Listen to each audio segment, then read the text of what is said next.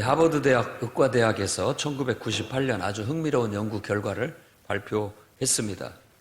그것은 그 연구에 따르면 선한 일이나 누군가를 돕는 일, 또 위로해 주는 일, 이런 일들을 할 때 우리 신체에서는 유해한 바이러스를 없애는 면역 물질이 나온다는 그런 연구 결과였습니다. 그러니까 자원봉사를 하는 대학생들과 그리고 이제 아르바이트를 하는 대학생들, 돈을 받고 아르바이트를 하는 대학생들을 비교해가지고 그들을 연구를 했어요. 그 결과 정말 아무런 대가 없이 자원봉사를 했던 아이들에게 더 많은 그 면역물질, 엔돌핀 같은 면역물질이 3배 이상 더 많이 나왔다라는 검사 결과를 얻어냈다고 합니다. 그래서 하버드대에서는 바로 이런 효과, 그러니까 봉사하는 사람에게 일어나는 정신적, 신체적, 사회적 변화를 가리켜서 테레사 효과라고 그렇게 이름을 붙였다고 합니다. 우리가 남을 도와주게 되면 우리 마음에 어떤 이렇게 뿌듯한, 그것을 헬퍼스 하이라고 그러는데, 도와주는 사람들이 갖게 되는 이 마음의 뿌듯함, 보조되는 그런 뿌듯함을 말한다고 할 수 있습니다. 그것은 우리 혈압이나 콜레스테롤 수치를 현저하게 낮춰주는 그런 좋은 물질들이 우리 몸에서 3배 이상 많이 생성된다는 것을 연구 결과 밝혀낸 겁니다. 여러분, 예배만 드려도 바로 그런 물질들이 여러분 안에서 3배 이상 이렇게 배출되는 놀라운 역사가 일어날 줄로 믿습니다. 아멘. 실제 봉사활동을 하지 않아도 그것을 하려는 마음만 먹어도 그런 것을 이렇게 지켜만 보고 있어도 그런 물질이 나온답니다. 그런데 뭔가 불평하고 짜증내고 비판적이고 냉소적이면 정반대의 물질이 나오는 거예요.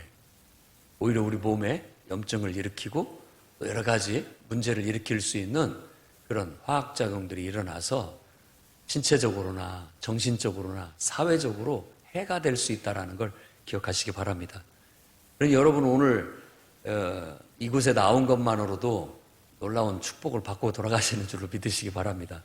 왜냐하면 예배만 참석해도 우리가 정말 하나님 앞에 이게 누가 뭐 억지 강제로 막 끌려 나온 사람 없잖아요.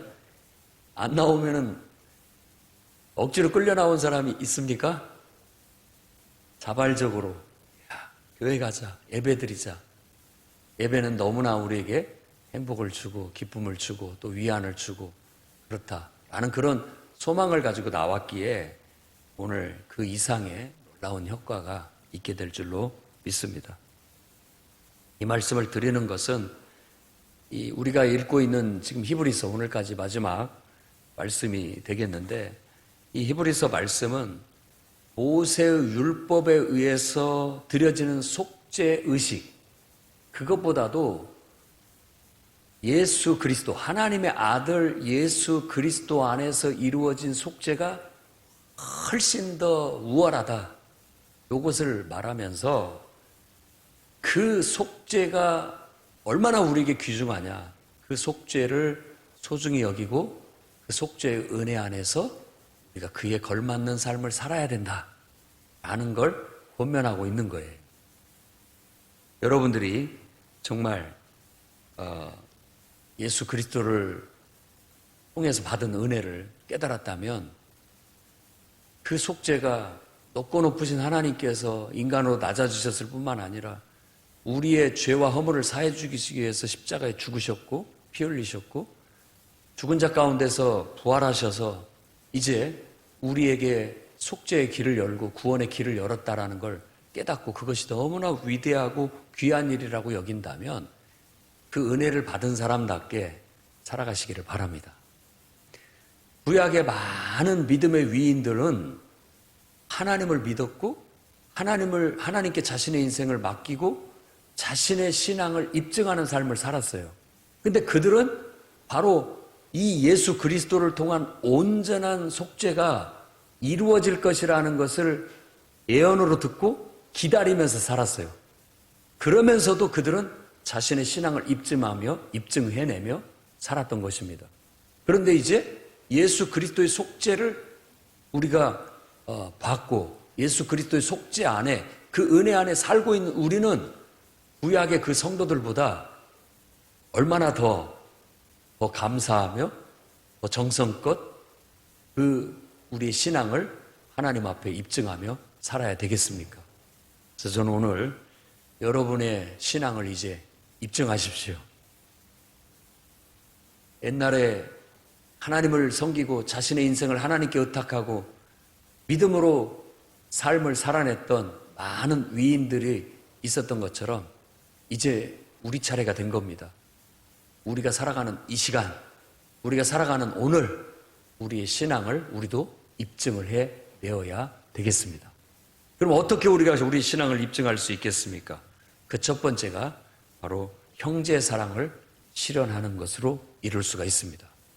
그러니 여러분 형제 사랑을 실현하며 구현하며 살아가시기를 바랍니다. 1절에는 형제 사랑하기를 계속해라 라는 명령으로 시작되고 있습니다. 그럼 우리가 여기서 형제를 사랑하는 것, 누가 우리 형제입니까? 여러분 한번 옆에 사람을 보십시오. 형제라는 말 속에 그 사람도 포함이 되어 있습니다. 그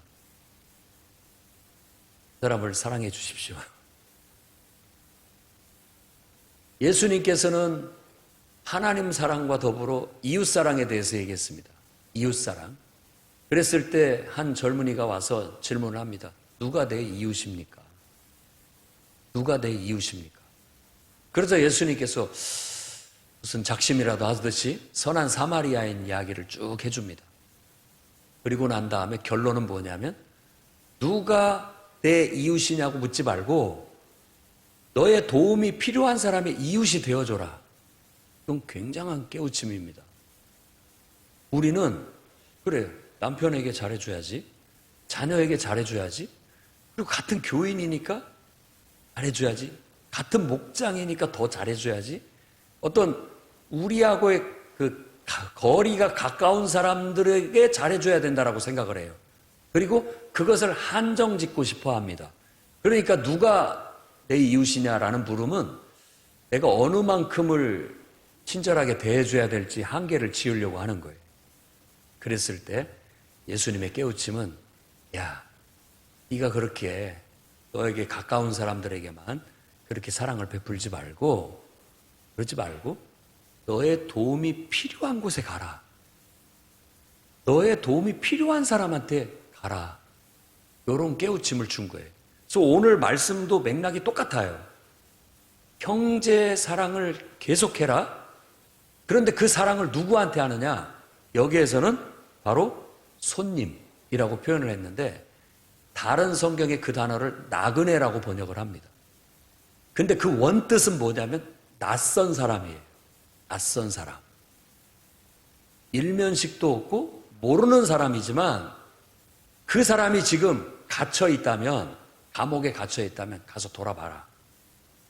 그 사람이 지금 박해를 당하고 있고 어려움을 당하고 있거든. 가서 돌아봐라. 저하고는 일면식도 없는 사람인데요.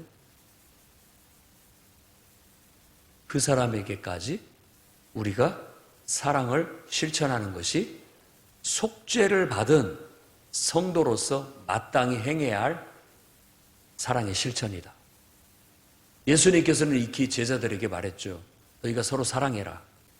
그럼으로써 너희가 내 제자인 것을 알리라. 그래서 기독교의 정신이 사랑이에요. 근데 이 사랑은 우리의 안에서 나오는 알량한 사랑이 아니라, 속 좁은 사랑이 아니라, 이기적인 사랑이 아니라 하나님 사랑을 말하는 겁니다. 하나님 사랑. 하나님 사랑이 전부예요. 그 속에 인간의 사랑이 포함되어 있는 것이죠. 근데 우리가 그걸 교회를 다니고 있으면서도 말씀을 제대로 알지 못하면 그걸 구분하려고 해요. 내가 사랑하면 그게 진짜 사랑인 줄 알아요. 그런데 내가 사랑을 하는 것이 아니라 하나님을 사랑하는 사랑이 나로 하여금 친절을 베풀게 하고 하나님을 사랑하는 사랑이 나에게 헌신을 하게 만들고 하나님을 사랑하는 사랑이 나에게 봉사를 하게 해야 그게 진짜 성경에서 말하는 사랑의 실천이라고 그렇게 얘기를 하는 겁니다. 어떤 분이 교회 와서 열심히 청소를 하고 있어요. 아유, 수고하십니다. 다들 이렇게 애써주셔서 감사합니다. 아, 무슨 말씀이세요? 제가 뭐 한 게 있다고요? 그냥 하나님을 사랑할 뿐입니다. 그게 진짜 사랑의 실천이고 헌신이라는 말이에요. 자, 저 사람이 참 안 됐다. 내가 좀 도와줘야지. 내가 이렇게 도와줘요. 그러면 이게 두 가지 문제가 생깁니다. 하나는 저 사람이 나보다 못하다는 나의 우월감. 기분 나빠요. 도움받는 사람도 자기가 얼마나 잘났다고 나 도움받기 싫어요. 이런 마음이 들 수가 있다라는 거죠. 인간적인 것이 이렇게 되는 거. 그리고 또 한 가지 병폐는 뭐냐면 내가 이렇게 도움을 주잖아요. 그러면 내가 이렇게 도와줬는데 너는 나한테 뭘 해주는 거야? 이런 어떤 보상 심리가 따라요. 이게 얄팍한 인간의 사랑이에요. 그게 순수한 사랑은 하나님을 사랑하는 거예요. 내가 그 사람을 불쌍히 여기고 나보다 못 살고 어려워서 내가 도와준다라는 게 아니에요. 하나님을 사랑하니까 하나님이 사랑하는 영혼이라고 생각해서 하나님께 하듯 하는 거예요. 그러면 누구를 좀 도와주셨다며? 전혀 그거에 대한 의식이 없어요. 무슨 말씀이세요? 그냥 하나님을 사랑했을 뿐입니다. 하나님에 대한 사랑의 표현이었을 뿐입니다. 라는 것이 돼야 되는 겁니다. 그러면 받는 사람도 똑같아요. 내가 도움받고 사는 자존심 상하고 힘들다. 이게 아니라 하나님께서 저 사람을 통해서 내게 사랑을 베푸셨다. 하나님 사랑을 받는 것이 돼야 됩니다. 그 속에 사람이 끼면 여러 가지로 복잡해져요. 부모가 자녀를 사랑하는 것도 똑같은 겁니다. 하나님을 사랑하는데 하나님께서 내게 주신 자녀를 돌보라고 내게 맡겨주셨기 때문에 하나님을 섬기듯 하나님에 대한 사랑의 표현으로 자녀를 돌보고 지도하고 사랑하는 것이 되는 거예요. 그래야 거기에서 오는 얄팍한 우리의 우월감, 내가 했다라는 공로의식, 그리고 그거에 대한 보상의 기대심리, 이런 것들이 싹 사라지고 순수해지게 되는 거예요. 여러분이 그 형제사랑의 경지까지 나아가기를 바랍니다. 그게 진짜예요. 내가 한 행위가 느껴지지 않고 보이지 않아야 됩니다. 무엇 때문에? 하나님 사랑 때문에. 그냥 하나님 사랑만 느껴질 뿐이지 내가 누구를 불쌍히 여기서 도와줬다 이런 마음이 눈꼽만큼도 들지 않아야 되는 거예요. 그런다고 내 행위가 없다? 이런 게 아니에요. 지금 여기에 켜있는 불빛은 지금 이 어두운 공간을 밝히기에 충분히 환합니다. 그렇지만 아주 대낮에 태양이 강하게 내리 비치는 곳에 가서 이거 켜보세요. 켰는지도 몰라요. 켜 있는지도 모른다고요. 왜? 이 불빛이 태양의 강한 빛에 묻히기 때문에. 우리의 신앙은 진정한 형제 사랑을 실천하는 그 사랑이라는 것은 하나님 사랑이 나를 덮고 있어서 내가 한 것은 느껴지지도 않고 보이지도 않는 거예요. 그래서 우리 성도들이 진정한 형제 사랑을 나타내기 위해서는 은혜가 있어야 됩니다. 속죄받은 은혜, 속죄받은 사랑이 내게 크게 느껴져야 내가 하는 공로나 내가 하는 희생이나 헌신이 그 속에 묻혀서 보이지 않게 되는 겁니다. 저도 늘 기도합니다. 하나님 안에 내가 감춰지게 해주십시오. 하나님 안에. 내가 의식된다라는 건 어떤 면에서 좋은지 모르지만 어떤 면에서 굉장히 불편합니다. 내가 의식된다라는 것 자체가. 그냥 하나님의 은혜만 느껴지고 하나님의 사랑만 느껴지면 좋겠어요. 그리고 그것만 올곧이 순수하게 전달되면 좋겠고 또 다른 사람을 통해서도 그게 느껴지면 좋겠어요. 그럴 때 관계의 온전함과 건강함과 편안함을 갖게 되는 거예요.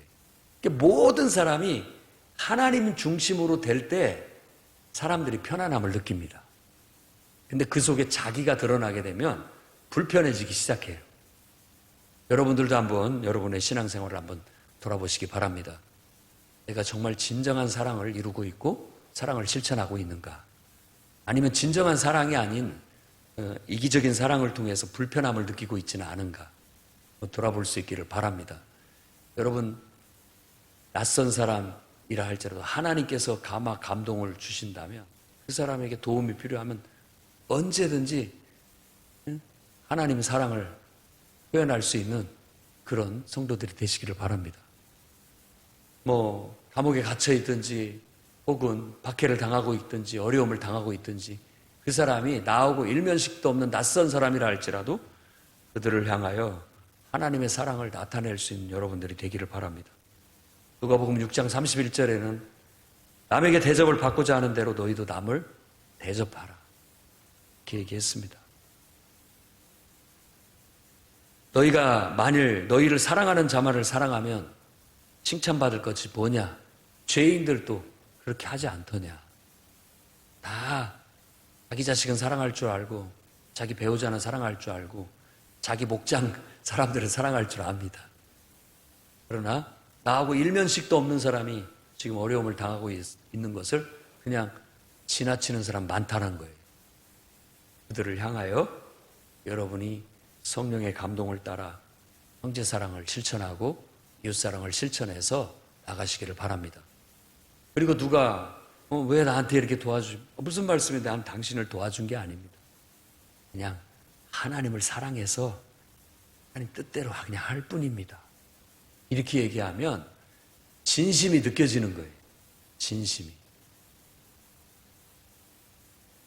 그럴 때 기독교인들을 세상 사람들이 볼 때 예수 믿는 사람들이 저런 모습이구나. 순수하고 참 진실돼서 좋다. 이런 마음을 갖게 되고 저 사람은 나에게 어떤 대가를 바라거나 보상을 바라는 것이 아니라 진짜 나한테 뭘 해주는 게 아니라 하나님을 사랑하고 하나님께 순종해서 하나님을 위해서 사는 사람이구나 라는 걸 인정하게 된 거죠. 그랬을 때 그것이 하나님의 사랑을 온 세상에 전할 수 있는 통로가 되고 복음을 전할 수 있는 통로가 될 수 있다는 걸 깨닫기를 바랍니다. 여러분들의 신앙이 좀 더 성숙되어져서 진실한 사랑을 실천하며 살아가기를 주의 이름으로 축원합니다. 두 번째로는 결혼을 귀히 여기는 성도들이 되셔야 됩니다. 내가 속죄받은 정말 은혜받은 하나님의 사랑을 입은 성도라고 생각한다면 이제 여러분들이 결혼을 신성하게 여기고 귀하게 여기면서 살아갈 수 있기를 바랍니다. 요즘 세상은 많이 복잡해졌죠. TV나 또 영화나 이런 것들을 보면 온통 성적인 문란함과 무질서함 또 자유로움이 다 그 속에 배어 있기 때문에 사실 이런 얘기를 하는 것들이 좀 구닥다리 같이 느껴지기도 하고 고지식하게 느껴질지도 모르겠습니다. 그러나 일단 성경의 원론적인 가르침을 말한다라는 것을 기억하시기 바랍니다. 결혼은 하나님이 인간을 위해서 주신 축복이고 하나님이 인간을 위해서 주신 아주 우리에게 도움이 되고 유익한 제도입니다. 창세기 2장 24절에 이러므로 남자가 부모를 떠나 그 아내와 합하여 둘이 한 몸을 이룰지니라 라고 최초의 인간 아담과 하와에게 그렇게 선언한 걸 볼 수가 있습니다. 그러니까 결혼이라는 것 자체가 하나님께서 주신 신성함 그리고 그 고귀한 어떤 우리 인간을 위한 어떤 장치라는 것을 말해주고 있다고 볼 수 있다라는 거예요. 또 마태복음 19장 6절에도 그런즉 이제 둘이 아니요 한 몸이니 그러므로 하나님이 짝지어 주신 것을 사람이 나누지 못한다 라고 그렇게까지 선언을 하고 있습니다. 청춘 남녀가 진실한 사랑을 하고 아주 순수하고 진실한 사랑을 해서 서로에 대한 헌신의 서약, 서로를 향한 헌신의 서약이에요. 그 서약이 있고 난 후에 우리가 육체적으로 하나가 될 수 있다라는 그런 나름대로의 규정을 정한 거예요. 그 범위 안에서 우리가 성을 누리고 성을 발휘하고 살아가야 되는 겁니다. 근데 거기에서 벗어나게 되면 너무 무질서하고 혼란스러워지는데 나중에 아무리 자유롭게 또 자기들의 어떤 편한 대로 그런 것들을 누리고 사용을 한다 할지라도 뒤에 가면 다 후회합니다. 어른들의 말이 틀린 게 하나 없어요. 하나 없어요. 목사님의 말이 틀린 게 하나가 없고요. 성경의 말에 틀린 게 하나가 없어요. 왜냐하면 그것이 인간으로서 가장 순수하고 단정하고 안정적이고 행복하게 사는 길이에요. 젊은 혈기에는 돌도 씹어먹을 수 있는 그런 에너지가 있기 때문에 아무리 그런 말들을 해도 나는 변칙이나 약간의 왜곡이나 이렇게 자유로움을 추구해도 괜찮다고 생각을 해요. 이겨낼 수 있다고 생각을 한다고요. 그렇지만 돌을 씹어서 삼켜보십시오. 이빨이 상하고 속이 탈이 날 겁니다. 열정은 좋지만 그것 자체가 우리에게 썩 유익하지 못한 거예요. 그렇기 때문에 우리의 정욕을, 우리의 열정을 좀 더 바르게 발휘할 수 있는 방법을 배우고 단정한 길로, 올바른 길로, 안정된 길로 가는 것이 바람직합니다.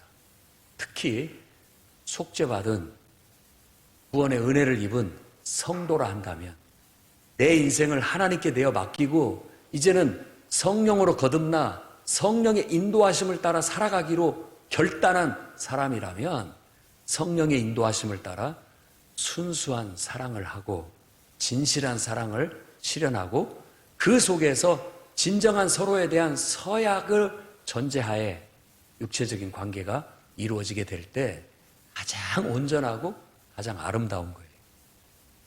그래서 오늘 이 말씀에는 결혼을 귀히 여기고 침소를 더럽히지 말아라 라는 그런 말을 하고 있는 겁니다.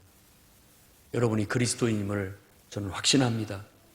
여러분이 여러분의 인생을 하나님께 내어 맡겼고 이제 하나님 뜻대로 살기로 결단한 사람들이라고 저는 확신합니다. 여러분은 여러분 뜻대로 욕심대로 살지 않고 그 모든 내 욕망이라 할지라도 성령의 인도하심과 하나님 말씀의 인도하심을 따라 절제할 줄 알고 다스릴 줄 알고 하나님 뜻에 나를 맞춰갈 줄 아는 믿음의 사람들이에요. 그러니 여러분 결혼을 소중히 여기시고 여러분의 자녀에게도 결혼을 신중하게 소중하게 다룰 수 있도록 가르치시기 바랍니다. 그래야 됩니다. 그래서 진실한 사랑 해라. 다른 어떤 것을 떠나서 서로 간에 진실한 사랑, 순수하고 진실한 사랑, 어떤 목적에도 왜곡됨이 없고 어떤 사사로운 어떤 것들이 끼지 않은 정말 하나님의 사랑답게 진실한 사랑, 그리스도께서 십자가에 보여주신 것 같은 그런 진실한 사랑을 서로 간에 하고 진정으로 서로에 대한 헌신 고백. 나는 너의 것이고 너는 나의 것이고 서로가 서로에 대한 진정한 헌신의 고백이 있는 가운데서 서로가 하나가 되는 게 바람직합니다. 제일 바람직합니다. 그렇게 우리는 배워야 되고 그렇게 살아야 되고 그렇게 가르쳐서 살도록 항상 울타리를 만들어 줘야 됩니다. 그래야 우리가 결혼을 신성하게 지켜나갈 수가 있고 침소를 더럽히지 않고 온갖 이 자유주의 사상 속에서 성적인 문란함과 무질서함과 방탕에 우리를 흘러가게 두지 않게 하는 비결이라고 말할 수 있겠습니다. 세상은 돈과 성과 권력에 의해서 흘러간다고 해요. 그걸 많이 느낍니다. 가끔 훑어보는 드라마도 돈, 성과 권력, 그걸로 인한 복잡한 문제들의 이야기예요. 저는 보면서도 세상이 저렇다라는 깨달음을 얻고 우리는 다르다. 늘 그런 말씀에 평가와 분별을 합니다. 영이 맞지가 않아요. 세상이 사는 건 돈, 성, 권력, 거기에 노예가 돼서 그걸 위해서라면 마키아벨리식으로 삶을 살아요. 무엇이든지 한다라는 그런 식의 그런 드라마, 그런 영화, 그런 문화가 이렇게 쫙 세상에 퍼져 있어요. 속죄받은 성도 여러분, 여러분은 그렇게 살면 안 됩니다. 연속극을 보더라도, 드라마를 보더라도, 또 영화를 보더라도 세상은 저렇지만 우리는 달라.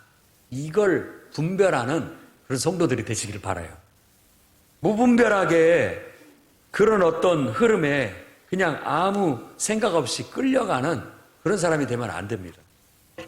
리차드 마우라는 사람이 무례한 기독교라는 책을 읽어서 저도 기분이 나쁘지만 제목부터가 좀 기분이 나빠가지고 본 적이 있는데, 그 사람이 왜 무례한 기독교라는 제목을 썼고 그 내용을 쓰게 됐는지 일화가 나와요. 그분은 신학교 교수예요. 버스를 타고 이렇게 가는데 어떤 중년 남성이 자기 옆에가 빈자리가 있으니까 딱 와서 앉더래요.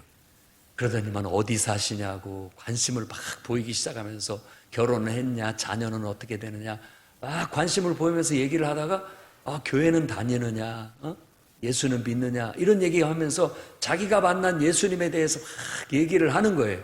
그래서 그 사람도 흐뭇하게 듣고 있다가 저는 모신학교 교수입니다. 이렇게 기쁜 마음으로 얘기를 했거든요. 근데 그 얘기를 딱 듣더니만 그 사람이 얼굴이 탁 굳어지면서 아니 그 얘기를 왜 인제 하십니까? 기분 나쁘다는 듯이 왜 인제서 그 얘기를 하십니까? 하고 자리를 털고 딴 자리로 가더라는 거예요. 그래서 순간 혼란스러웠다는 거예요. 혼란스럽죠. 저 사람이 나한테 보인 관심, 나에게 대화를 친절하게 걸고 들어온 모든 목적이 순전히 나를 전도하기 위한 거였나? 내가 전도할 대상이 아니라는 걸 알자마자 바로 태도를 변경시켜서 기분 나쁘다는 듯이 하고 다른 자리로 전도할 사람을 또 찾아서 갔다라는 거예요. 그게 오늘날 기독교인의 모습이라면 너무 무례하지 않는가 하는 그런 제안을 하게 된 거예요. 여러분, 우리가 베푼 형제사랑, 사랑의 실천, 그리고 우리가 약속을 귀하게 여기고 서약을 귀하게 여기고 결혼을 귀하게 여기고 사람과의 관계를 귀하게 여기고 소중히 여기면서 뭔가 그 신성함을 지키려고 하고 함부로 손상시키지 않으려고 살아가는 이 모든 것들이 노골적으로 그 영혼을 전도해서 우리 교회에 데려와야겠다는 그런 목적만이라면 좀 너무 얄팍하고 무례하지 않느냐라는 거예요. 설령 그렇게 나왔을 때 그러세요. 같이 이렇게 믿는 사람을 만나니까 너무 기쁘네요. 특히나 또 이렇게 신학교에서 학생들을 가르친다니까 얼마나 기쁜지 모르겠습니다.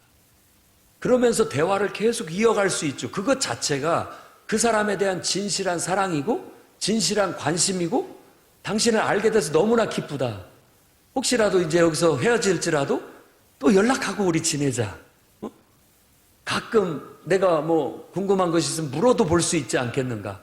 이런 진짜 사람에 대한 관심과 사랑이 돼야 되는데 내 목적은 너를 전도해서 우리 교회 데려가야 되는데 그 대상이 아니니까 나하고는 상관없어 하고 이렇게 무례하게 내치는 것은 왠지 모르게 기독교인이 한쪽에 너무 치우친 것이 아니냐. 그는 그것을 독선적인 배타주의라고 그렇게 얘기를 합니다. 물론 무분별한 포용주의, 그냥 막 이래도 괜찮고 저래도 괜찮고 그냥 뭐 동성애도 이해한다고 그랬었고 또 뭐 혼전 뭐 이런 순결 같은 거 부닥다리고 뭐 자유롭게 편한 대로 뭐 이렇게 하는 것도 문제지만 너무나 지나치게 막 영혼 구원이나 전도나 뭐 이런 것에만 목적을 두고 진짜 인간에 대한 관심과 사랑이 아닌 정말 그 사람을 진심으로 사랑하고 진정으로 도움을 주는 그런 배려가 아닌 이런 독선적인 위선도 우리가 주의해야 된다라는 걸 가르치고 있는 겁니다. 결혼을 귀히 여기라는 말 속에는 여러분 인간관계를 소중히 해라. 사랑과의 약속도 신중하게 생각하고 약속하고 꼭 지켜라. 그런 겁니다. 기독교의 운동 중에 아버지 학교가 있습니다. 저도 아버지 학교를 수료했고 우리 배 집사님도 아버지 학교를 수료했다고 해서 동질감을 갖고 있습니다. 아버지 학교, 우리나라에서는 아버지 학교지만 미국에서는 프라미스 키퍼, 약속을 지키는 사람 운동이에요. 결혼 서약을 했는데 왜 서약을 안 지키고 사냐 이거예요. 검은 머리 팥뿌리 되라 사랑하고 나는 내 것이 아니라 네 것이다라고 서약을 해놓고 지금에 와서는 거꾸로 생각하고 있지 않습니까? 돕고 살라고 결혼을 했는데 살자고 결혼을 했는데 넌 나한테 아무 도움이 안 된다 이거사. 하등에 쓸모없다는 식으로 대하고 살고 있지는 않냐 이 말이에요. 한 지붕 아래 밥 먹고 한 이불 덮고 사는 게 불편하다. 나한테 도움이 안 된다 하나도. 아니요. 그 사람을 도와주라고 하나님이 여러분을 붙여놨습니다. 결혼 서약을 끝까지 지키고 가정을 소중히 지켜나가는 여러분이 되기를 바랍니다. 그 외에 강론에 들어가는 복잡한 문제는 여기서 다 다룰 시간이 없어요. 하지만 원론적으로 우리는 항상 결혼을 소중히 여기고 침소를 더럽히지 않는 단정하고 깨끗한 성도다운 그런 삶을 살아가시기를 바라겠습니다. 세 번째로는 돈을 사랑하지 말고 있는 바를 족한 줄로 알라는 것입니다. 돈이나 물질이 그 자체가 나쁜 게 아니에요. 나쁜 게 하나도 아닙니다. 여러분들이 정말 재물 얻을 능력을 하나님이 주셔서 누구보다도 물질적인 자유함을 얻을 수 있기를 바랍니다. 물질의 자유함이 있어야 돼요. 마크 트웨인이라는 미국의 소설가가 있습니다. 톰 소예어 모험 등 미국의 도전 정신을 많이 발휘한 민족 소설가라고 할 수 있는 사람이죠. 그 사람의 이름이 마크 트웨인입니다. 근데 그 사람의 이름은 다른 이름이 있어요. 사무엘 생헌이라고 하는 이름을 갖고 있어요. 랭헌이라는 이름을 갖고 있어요. 근데 그 사람 필명으로 트웨인이라는 이름을 썼습니다. 그 트웨인은 우리말로 한다면 두 길 이런 뜻이에요. 물의 깊이를 재는데 두 길에 해당되는 단위예요. 이게 트웨인, 트웰브, 트웨인 이런 뜻이에요. 두 길이라는 뜻입니다. 미시시피 강에서 증기선에서 그가 일을 할 때 무채, 사람을 태우기 위해서 무채 배를 댈 때 작대기를 내려서 물 깊이를 재요. 왜냐하면 두 길까지만 접근을 할 수가 있어요. 만일 두 길이 안 되면은 배가 이창에 닿는 겁니다. 땅에. 그러면 배가 땅에 닿으면 곤욕스럽죠. 빠져나오려면. 땅에 닿으면 마음대로 움직일 수가 없는 거예요. 저는 이것을 이렇게 들었을 때, 우리 인간도 인생을 좀 자유롭게 살려면 두 길만큼의 물질, 요것이 있어줘야 자유롭게 왕래할 수 있다. 내가 하고 싶은 것도 할 수 있고, 가고 싶은 데도 갈 수 있고. 그런 경제적인 자유가 여러분에게 있기를 바랍니다. 머리를 쓰십시오. 하나님께 기도하고, 내게 경제적 자유를 주십시오. 재물을 얻을 수 있는 능력을 주십시오. 그렇게 해서 지혜롭게, 총명하게 여러분이 주신, 하나님이 여러분에게 주신 재능들을 잘 발휘해서 살아가십시오. 하지만 이 돈이, 이 물질이 인생의 목표가 돼서는 안 됩니다. 여러분이 인생의 목표를 돈으로 삼으면 안 됩니다. 그것은 무엇에 비유할 수 있냐면 그 밑창이 뚫어져서 물이 그 속으로 들어오는 거나 똑같아요. 오늘 말씀에 돈을 사랑하지 말라고 말하는 말은 바로 그런 겁니다. 돈이 내 인생의 목표가 되고 돈이 내 인생의 주인이 돼서 내 밑창을 뚫고 들어와 버리게 되면 배가 침몰하듯이 우리 인생은 침몰한다. 그러니까 돈을 사랑하지 말라고 하는 겁니다. 돈은 여러분들의 주인도 아니고 인생의 목표도 아니에요. 오늘 말씀에서는 그럼 우리가 어디에다 목표를 두고 살아야 되느냐라고 얘기하는 거예요. 돈을 사랑하지 말고 있는 말을 족한 줄로 알아. 만족을 이 말씀을 해석할 때 우리가 여기서 읽어내지 못하고 있지만 우리 번역이 그래서 그렇습니다. 원어를 보면 좀 더 뭔가를 잡아낼 수 있는데 만족이라는 단어예요. 너의 만족이 돈에서부터 오느냐? 너의 만족이 너를 구원하시고 너를 지키시고 도우시는 하나님께로부터 오느냐? 내 만족이 나를 도우시고 내 기도를 들으시고 나를 사랑하시는 하나님께 온다면 세상에 무서울 게 뭐가 있느냐? 세상에 두려울 게 뭐가 있느냐? 염려할 게 하나도 없다. 사람이 나를 어떻게 하겠느냐? 라는 말씀으로 이어지고 있어요. 여러분의 만족은 어디에서 옵니까? 이렇게 하나님을 예배하는 데서, 하나님의 사랑을 느낄 때, 하나님의 은혜가 되게 이렇게 임하면 내 마음이 꽉 찹니다. 하나님으로. 더 바랄 것이 없어요. 나머지 인생은 덤으로 사는 것 같아요. 덤으로. 그러니까 돈은 내 속에 뚫고 들어오지 못해요. 그것은 하나님의 은혜와 사랑 속에서 돈은 내가 기쁨으로 하나님의 뜻을 이루기 위한 도구일 뿐이에요. 도구일 뿐이라고요. 그 돈은 나의 수단일 뿐인 거예요. 그것 자체가 목적이 될 수가 없어요. 그것을 가르치고 있다는 걸 우리가 깨달으시기를 바랍니다. 고린도후서 3장 5절 말씀에 우리가 무슨 일이든지 우리에게 난 것 같이 스스로 만족할 것이 아니니 우리의 만족은 오직 하나님으로부터 나느니라. 우리의 만족은 오직 하나님께로부터 나느니라. 하나님으로 꽉 차서 마음의 만족을 얻고 그 상태에서 하나님이 주신 은혜와 축복을 따라 여러분들이 사람의 축복, 물질의 축복, 그 외에 인생의 여러 가지 형통의 복을 누리는 도구로서 살아가십시오. 그러니까 내가 하나님이 계시고 하나님의 은혜가 있고 하나님의 축복으로 내 인생을 알고 살아가는 한에 있어서 여러분에게 있어서 실패한 인생은 없습니다. 좌절할 필요도 없고 낙심할 필요도 없어요. 하나님께서 물질을 얻을 재능을 주시면 물질을 얻어 사는 거고 내 분량만큼 내가 얻어서 사는 거예요. 감사함으로 받고 그것을 하나님의 뜻대로 바르게 사용하려고 힘쓰십시오. 그러면 됩니다. 그러면 그 사람은 성공한 인생이에요. 여러분이 세상적인 관점을 떨쳐버릴 수 있기를 바랍니다. 여러분은 구속받은 하나님의 자녀예요.